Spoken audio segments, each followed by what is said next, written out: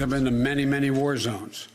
I've been in refugee camps. I've been in war zones for the last 15 years, and it's devastating. But the thing you look at the most is you see these young children. You see children without parents that are in those camps. So many of those children. Well, President Biden will have a chance to see firsthand tomorrow how the Ukraine war is impacting refugees. He will visit Poland, where more than 2 million Ukrainians have fled. Telling reporters today he hopes he can meet some of those refugees. It is the closest he'll get to Ukraine as the devastation there continues to grow. This is drone footage of the immense destruction in the port city of Mariupol, a city that Ukrainian forces have refused to surrender despite the increasing attacks from Russia. Joining us now, editor-in-chief of the independent news outlet Euromaidan Press, Ayla Chandra, live from Lviv. Thank you so much for being with us. And I want to start with those conditions on the ground. We were showing that new footage of the complete destruction. I mean, it's just devastating what has happened in Mariupol. The Ukrainian Foreign Ministry says Russia has forcibly deported nearly 6,000 Ukrainians from there to Russia, although NBC has not been able to confirm that. What can you tell us about what you know, what you've heard there on the ground about what has happened and the humanitarian crisis that is left behind? I can tell you that residents in Mariupol who are still alive, they're just waiting for death. They do not have hopes that they will get out alive. I can tell you that it is absolute misery. It is hell unleashed on earth. And hearing President Biden's words about the devastation that he saw in the children's eyes in the refugee camps. And as a response to that, he offers that the United States will take in refugees. Well, excuse me, there is a reason for this misery existing, and that is because there is a dictator that has unleashed a bloody war. And unless this war is stopped, the consequences will grow. The consequences, the refugee consequences, the humanitarian consequences, the food shortages, the energy insecurity, the defense insecurity, all these crises in the world, they have a reason. It is Putin. It is a dictator that has been allowed to grow militarily and acquire more power because he was not stopped before. And I am seeing just right now this response from President Biden.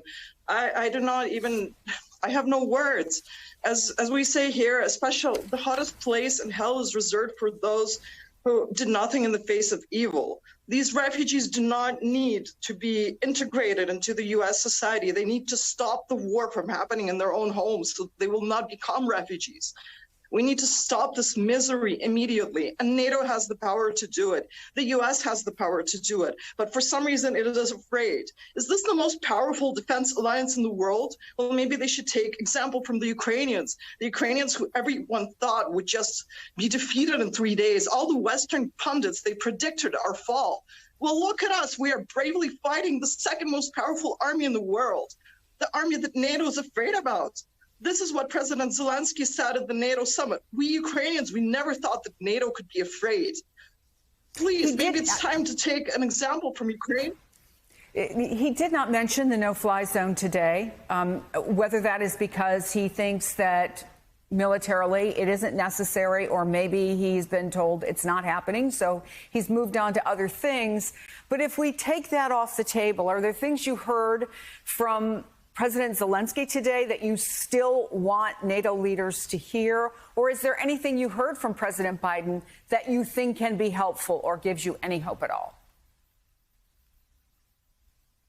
Well, I think really the greatest inhibition to NATO action is just a fear of escalation. Well, if you're afraid to confront a dictator for fear of what he will do if he will win, maybe it's time to reassess your strategy. NATO's own strategic chapter, strategic concept of 2010, it says that the alliance will interfere when there is a situation that endangers NATO, that endangers the allies. Well, I mean, Russian propaganda each evening discusses a nuclear strike against NATO countries. It is just normal. It's a normal point of discussion for the hosts of the talk shows. 80% of Russians support an attack on EU countries. And the Eastern NATO allies, they're very well aware of this. Well, how much longer are you going to wait? Are you going to look at the pictures of Ukrainian children poisoned by chemical attacks and just say, oh, we shouldn't escalate. We shouldn't allow this conflict to get out of Ukraine. I mean, how much longer is NATO going to wait?